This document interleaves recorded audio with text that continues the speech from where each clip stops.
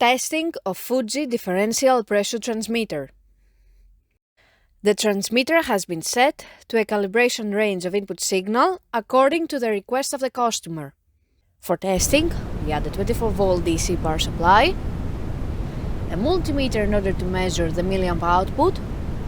By manipulating the input signal, the unit reacts accordingly, and at the lowest set point, the output is 4 milliamp, and at the highest set point, the output is 20 milliamp.